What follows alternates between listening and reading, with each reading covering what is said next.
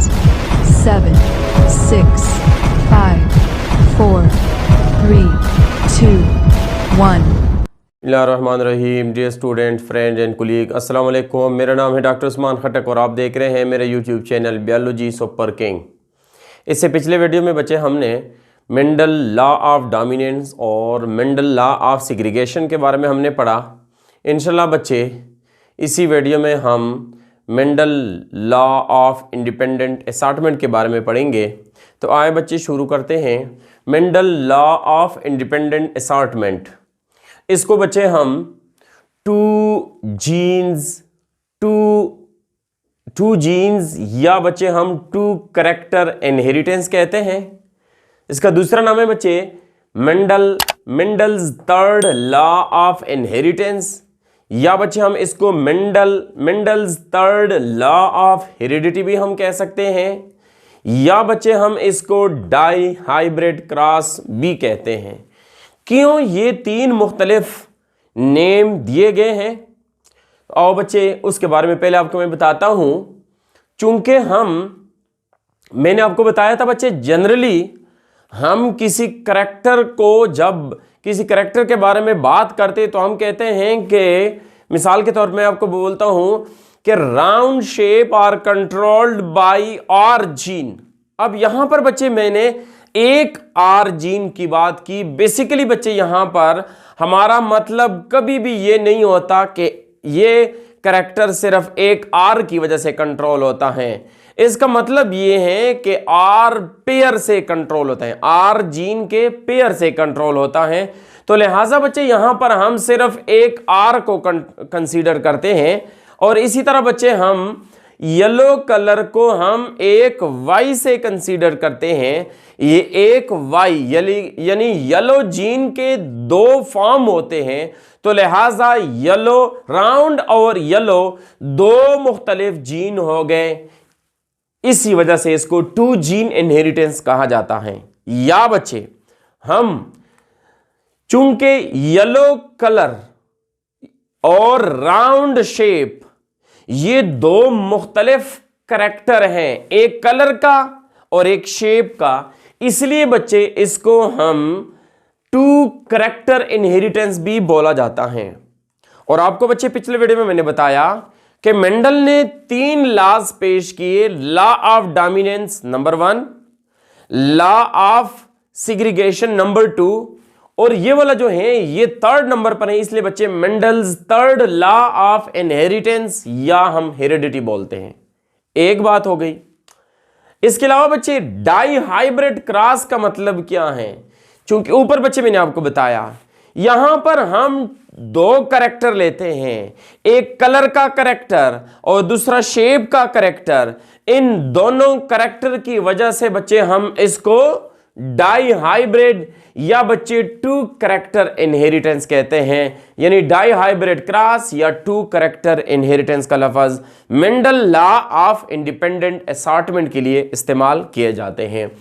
तो मेंडल ने इस लॉ का स्टेटमेंट किस तरह बयान किया? This law state that when two pairs of contrasting traits, two pairs मतलब ये कि कैपिटल आर स्मॉल आर ये एक पेयर हो गया, एक करैक्टर का यानी राउंड शेप का।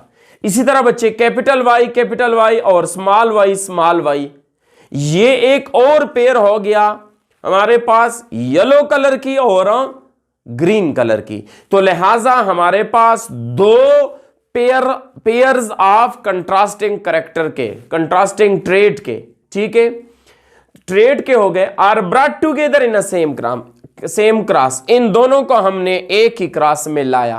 पहले में बच्चे अगर आप गौर करें, पहले में हम सिर्फ एक करैक्टर को शो करते हैं, या हम बच्चे दो ट्रेट हम लेते हैं। यहां पर बच्चे हम दो करैक्टर लेते हैं। इस बात को बच्चे मैं थोड़ा सा आपके सामने हाईलाइट करता हूं। यहां पर बच्चे हम दो करैक्टर लेते हैं, दो करैक्टर्स लेते हैं, या बच्चे यहां पर हम क्या करते हैं? टू पेयर्स ऑफ ट्रेट लेते हैं, यानी 2 पेयर्स ऑफ ट्रेट लेते हैं। तो अगर आप बच्चे गौर करें, एक ही करेक्टर में एक पेयर होता है और 2 करेक्टर हो गए तो उसमें कितने पेयर हो गए? 2 पेयर हो गए। इसी तरह बच्चे सिग्रीगेशन में हम क्या करते हैं? सिग्रीगेशन में बच्चे वहां पर हम एक करेक्टर की बात करते हैं, एक करेक्टर की बात हम करते हैं, या बच्चे हम सिग्रीगेशन में 1 पेयर की बात करते हैं, 1 पेयर ऑफ ट्रेट। तो ये दोनों में बच्चे क्या हैं? ये हो गया सिग्रीगेशन और ये हो गया असॉर्टमेंट। ये इनके दरमियान में एक मुख्तसर सी डिफरेंस, जिसमें अक्सर बच्चे 1 पेयर ऑफ ट्रेड्स और यहां पर हम बच्चे 2 पेयर्स ऑफ ट्रेड्स का लफ्ज। तो अक्सर बच्चे इस चीज में कंफ्यूज होते हैं कि सर आपने सिग्रीगेशन की डिफिनीशन भी ऐसी की और असॉर्टमेंट का डिफिनीशन भी इस तरह किया। तो याद रखें बच्चे, आप इस चीज को गौर करें, असॉर्टमेंट में हम 2 करेक्टर लेते हैं या 2 पेयर ऑफ ट्रेट लेते हैं, जबकि सिग्रीगेशन में 1 करेक्टर हम लेते हैं या 1 पेयर ऑफ ट्रेट्स जो है वो हम लेते हैं। तो ये दोनों के दरमियान में फर्क हो गया बच्चे। अभी हम इसकी एक्सप्लेनेशन में पढ़ेंगे कि इसकी क्या एक्सप्लेनेशन है। तो आए बच्चे उसकी तरफ आप गौर करें। तो इसको मैं मिटाता हूं क्योंकि ये हमें बाद में डिस्टर्ब करता है। तो आए बच्चे इसकी एक्सप्लेनेशन क्या है?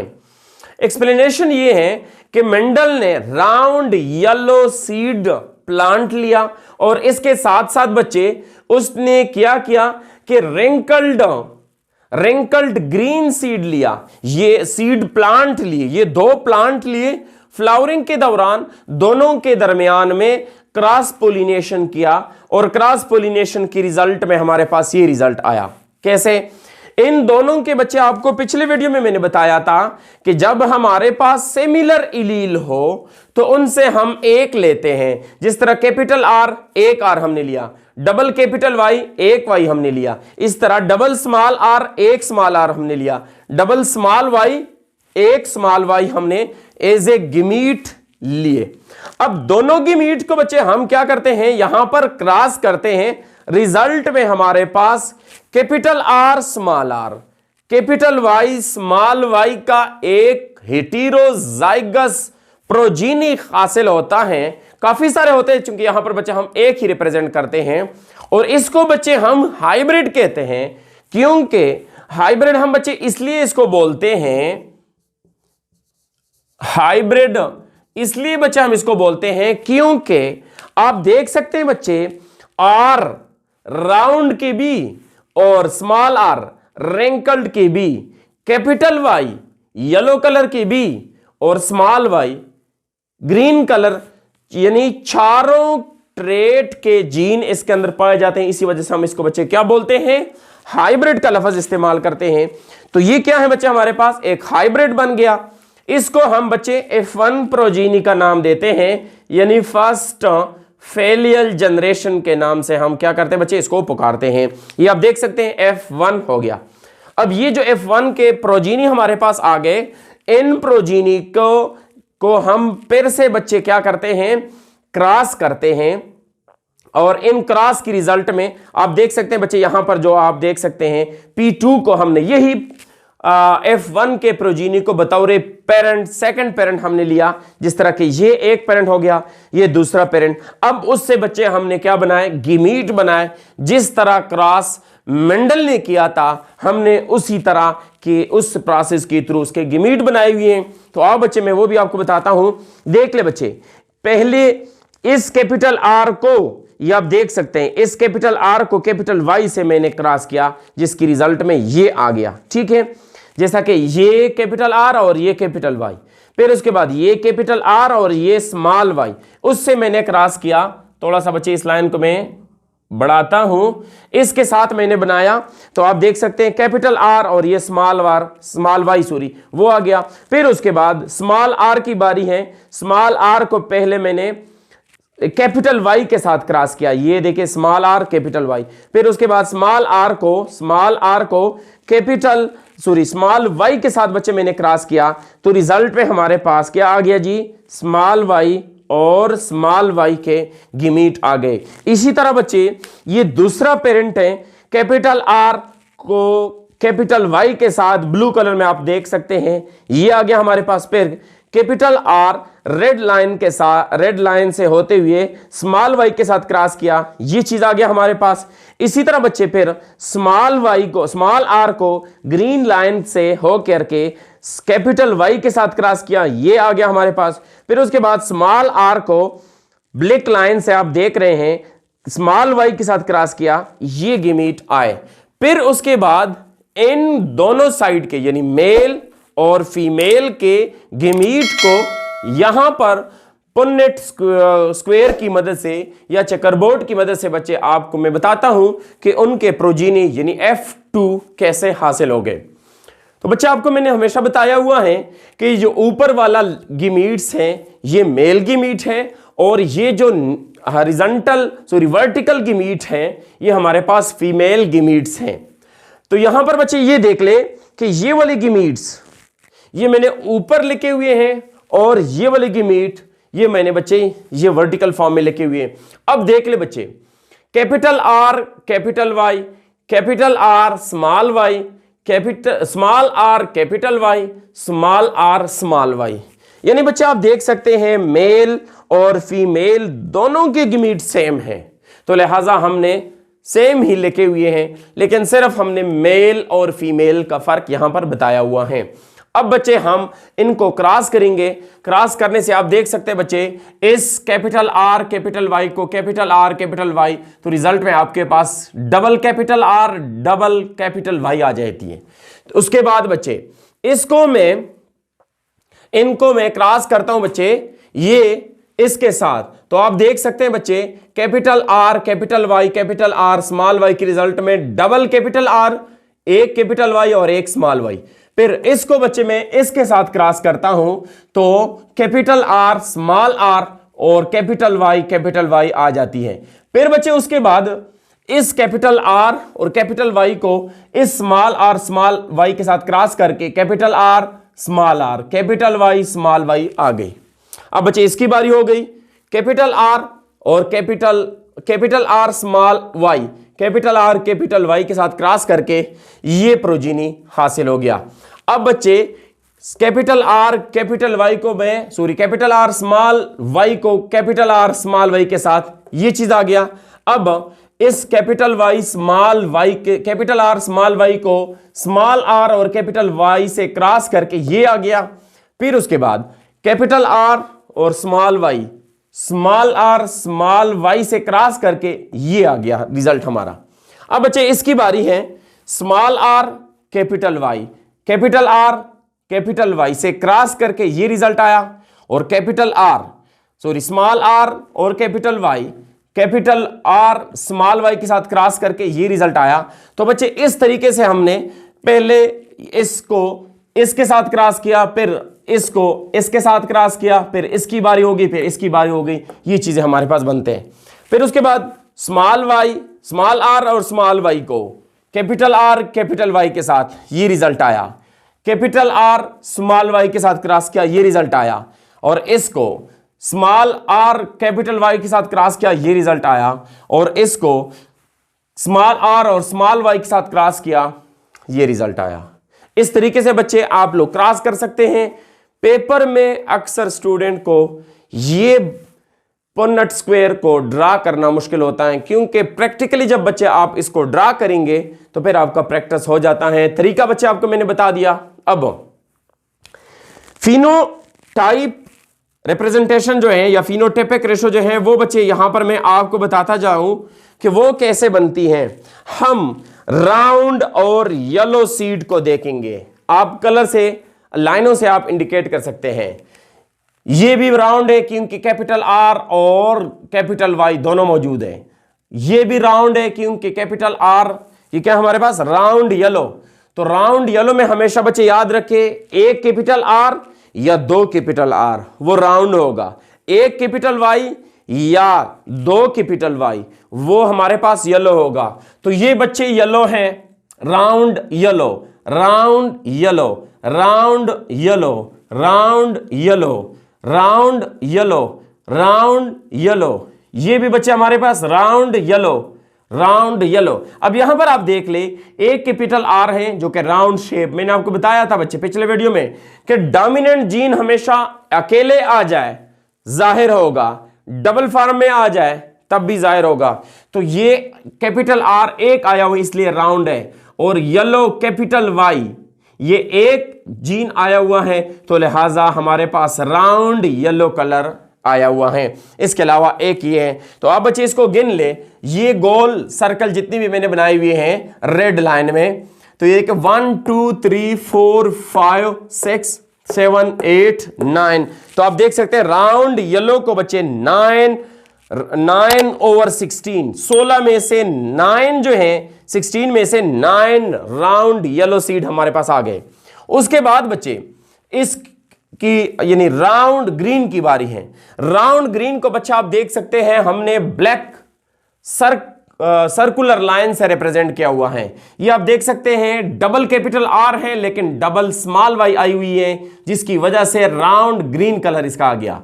यहां पर भी कैपिटल आर लेकिन वाई दोनों स्मॉल हैं तो लिहाजा राउंड ग्रीन आ गया। और यहां पर आप देख सकते हैं बच्चे राउंड ग्रीन, तो 1 2 और ये हो गया हमारे पास 3, तो राउंड ग्रीन 16 में से 16 में से 3 राउंड ग्रीन आ गए। अब हम रिंकल्ड येलो की तरफ जाते हैं। रिंकल्ड येलो में हमारे पास याद रखे बच्चे दोनों स्मॉल आर आएंगे तो वो रिंकल्ड होगा, और क्या होगा उसमें कैपिटल वाई एक हो या 2 हो, दोनों सूरतों में आएगा। ये देख ले बच्चे दोनों स्मॉल आर हैं जिसकी वजह से शेप इसकी रिंकल्ड हो गई, और येलो जो है ये एक भी आ जाए या दोनों आ जाए, ये दोनों आई हुई हैं तो लिहाजा ये क्या हो गया 1, ये 2 और ये 3 रिंकल्ड। 16 में से 3 रिंकल्ड सीड आ गए, जबकि रिंकल्ड ग्रीन जिसमें small R double small Y भी डबल, आप शेप को भी देख सकते हैं कि इसका शेप रिंकल फॉर्म में बना हुआ है जिस तरह इन तीनों का है, लेकिन ये कलर में ग्रीन है, ये कलर में येलो थे, तो लिहाजा आप देख ले हमने इसकी कलर चेंज की हुई है। तो रिंकल्ड ग्रीन सीड 16 में से सिर्फ 1 आ गया। ये था बच्चे phenotypic ratio of Mendel law of independent assortment. अब बच्चे जीनोटाइपिक रेशो जो कि बहुत मुश्किल है, लेकिन अगर आप गौर करें थोड़ा सा ध्यान रखें तो आप इसको भी जान सकते हैं कि ये किस तरह मैंने लिया हुआ है। वो तरीका भी बच्चे आपको मैं बताता हूं। पहले हम सीड को लेते हैं, ऐसा सीड लेंगे जिसमें डबल कैपिटल आर और डबल कैपिटल वाई। अगर आप गौर करें सिर्फ एक सीड ऐसा है जो कि डबल कैपिटल आर और डबल कैपिटल वाई आई हुई है, ठीक है। तो 16 में से सिर्फ एक ऐसा जीन वाला सीड मौजूद है। फिर उसके बाद बच्चे दूसरे नंबर पर जाए, डबल कैपिटल आर और एक कैपिटल वाई एक स्मॉल वाई। ये बच्चे आप देख सकते हैं दोनों आर कैपिटल एक वाई कैपिटल और एक स्मॉल। एक बच्चे ये आ गया हमारे पास जिसमें एक वाई स्मॉल हो बाकी सारा कैपिटल हो, एक ये आ गया और एक ये आ गया, सिर्फ एक वाई स्मॉल है, तो लिहाजा हमारे पास ऐसा जीन जो ऐसा सीड जिसकी जीनोटाइप ऐसा हो तो वो हमारे पास सिर्फ 16 में से 2 है। फिर उसके बाद हम बच्चे एक आर स्मॉल करें बाकी सारा कैपिटल, एक आर, ये देखें सिर्फ एक आर स्मॉल है बाकी सारा कैपिटल। तो दूसरा आप देख ले बच्चे सिर्फ एक आर स्मॉल हो, एक ये है बच्चे जिसमें ये आर स्मॉल है बाकी सारा कैपिटल है, तो वो भी मेरे ख्याल में 2 है बाकी क्योंकि दूसरा नहीं है। तो आप देख सकते हैं 2/16 यानी 16 में से 2 ऐसे हैं जिनमें सिर्फ आर स्मॉल है बाकी सारा कैपिटल है। तीसरे नंबर पर बच्चे हम जाते हैं जिसमें एक आर और एक वाई स्मॉल हो, यानी एक कैपिटल आर एक स्मॉल आर और एक कैपिटल वाई एक स्मॉल वाई। तो ऐसा हम देखते हैं एक कैपिटल एक स्मॉल, एक कैपिटल एक स्मॉल, एक बच्चे ये हो गया, फिर उसके बाद एक ये हो गया, 2 हो गए, 3 हो गए, मेरे ख्याल में 1 2 3 4 ये जो लाइन में आपको नजर आ रहे हैं ये चारों एक जैसे, तो लिहाजा हमने 4/16 16 में से 4 ऐसे हैं जिसमें कैपिटल आर एक स्मॉल आर, एक कैपिटल वाई और एक स्मॉल वाई आया हुआ है। फिर उसके बाद बच्चे हम ऐसा जीनोटाइप हम लेंगे जिसमें डबल कैपिटल आर और डबल स्मॉल वाई। तो आप बच्चे देख सकते हैं double capital R double small Y. फिर उसके बाद आप देख ले बच्चे कोई है दूसरा कि डबल कैपिटल आर डबल, मेरे ख्याल में कोई भी नहीं है। तो डबल कैपिटल आर और डबल स्मॉल वाई का सिर्फ एक है 16 में से। फिर उसके बाद हम ऐसा लेंगे जिसमें सिर्फ एक आर कैपिटल हो बाकी सारा स्मॉल हो, सिर्फ एक आर कैपिटल हो। ये देखे बच्चे सिर्फ एक आर कैपिटल है बाकी सारा स्मॉल है। कोई दूसरा देख ले जिसमें सिर्फ एक आर कैपिटल, ये भी है एक आर कैपिटल है बच्चे बाकी सारा स्मॉल है। तो ये दो सीड ऐसे थे जिसमें एक कैपिटल आर बाकी सारा स्मॉल। फिर उसके बाद बच्चे दोनों आर कैपिटल, दोनों आर स्मॉल और दोनों वाई कैपिटल। ये देख सकते हैं बच्चे ये दोनों आर स्मॉल दोनों वाई कैपिटल। कोई और इस तरह है हमारे पास तो वो भी नहीं है जिसमें दोनों आर स्मॉल हो दोनों वाई कैपिटल हो, तो वो भी सिर्फ एक है। सिर्फ एक वाई कैपिटल हो, एक ये है बच्चे सिर्फ एक वाई कैपिटल बाकी सारा स्मॉल, और एक ये वाई कैपिटल है बाकी सारा स्मॉल, तो वो भी बच्चा हमारे पास क्या है दो हैं। और ऐसा जिसमें सारा के सारे जीन जो है वो स्मॉल में हो तो वो है हमारे पास सिर्फ वन, लास्ट वन। तो ये था बच्चे हमारे पास genotypic ratio of Mendel, law of independent assortment. Mendel ने बच्चे इस लॉ में कौन सी गलती की या किस चीज की कौन सी बात यहां पर उन्होंने डिस्कस नहीं की, तो ये है बच्चे हमारे पास exception of law of independent assortment. ये है बच्चे कि मेंडल ने डिफिनीशन में ये बताया हुआ है कि अगर हमारे पास दो पेयर ऑफ कंट्रास्टिंग ट्रेड्स के आ जाए तो ये brought together in a same class their allele assort independently, जुदा होते हैं आजादाना तौर पर। याद रखे बच्चे इसी पॉइंट में ये एक मसला है कि हमेशा सारे करैक्टर के जीन ऐसे नहीं है जो कि आजादाना तौर पर एक दूसरे से सेपरेट हो जाए। मैं आपको उसका एग्जांपल भी बताता हूं और मैं उसकी पोजीशन भी आपको बताता हूं। तो जीन लिंकेज का मतलब यह है the ability of a gene to maintain themselves, to attach themselves during gamete formation, यानी that type the tendency of gene that they can not separate during gamete formation, जो कि गमीट फॉर्मेशन के दौरान वो सेपरेट ना हो जाए। Mendel कहता है कि इंडिपेंडेंटली सेपरेट हो जाए। और इस जीन लिंकेज का मतलब यह है कि जीन के दरमियान में आपस में ऐसी अटैचमेंट हो जिसकी वजह से ये जीन एक दूसरे से सेपरेट ना हो जाए बल्कि आपस में लिंक रहे, आपस में जुड़े रहे। इस फिनोमेना को हम बच्चे जीन लिंकेज कहते हैं। मेंडल की बात और जीन लिंकेज की बात में ये ताजाद थी जब उसके मुताबिक जीन लिंकेज के एग्जाम्पल देखे गए, यानी कुछ डिजीजेस देखे गए तो उनके जीन सेपरेट नहीं होते। इसी वजह से मेंडल का ये वाली लॉ हर जगह पर यानी सारे करैक्टर पर वो अप्लाई नहीं होता, कुछ करैक्टर पे अप्लाई होता है। मिसाल के तौर पर मैं आपको एग्जांपल देता हूं, सिकल सेल एनीमिया या ल्यूकेमिया और अल्बिनिज्म के जीन्स जो होते हैं, अल्बिनिज्म का जो जीन होता है, जीन्स होते हैं वो लिंकेज ग्रुप के फॉर्म में एग्जिस्ट करते हैं और ये बच्चे क्रोमोसोम नंबर 11 पर मौजूद होते हैं।